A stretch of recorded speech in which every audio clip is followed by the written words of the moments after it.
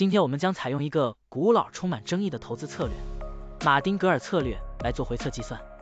股票市场中，马丁格尔策略就是在股价下跌时增加投资，以较低的平均成本获得更多的股份，然后在股价上涨并达到盈利目标时，一次性卖出获利了结。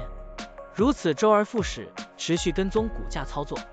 现在，我们就设定一些参数，让 Stocktunning AI 帮我们生成程序，对迪士尼 Dis 进行回测计算。设定参数如下：最大买入次数7次，最大加仓比例 1.5 倍，每次买入股价下跌的比例 10%， 获利卖出的上涨幅度 5%。运行时间从2023年1月1日到2024年5月2日。交易手续费设定为 0.10%。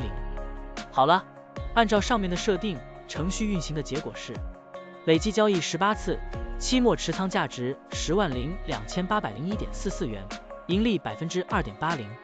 相比持仓不动，多盈利负 23.78%。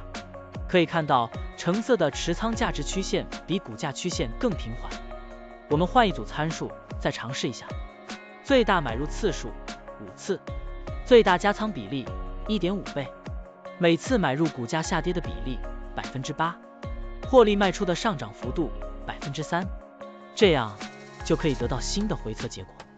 累计交易29次，期末持仓价值10.5459.01元，盈利 5.46%。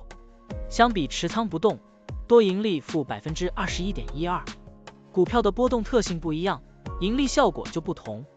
参数设定不同，盈利效果也会不同。怎样找到最优的组合呢？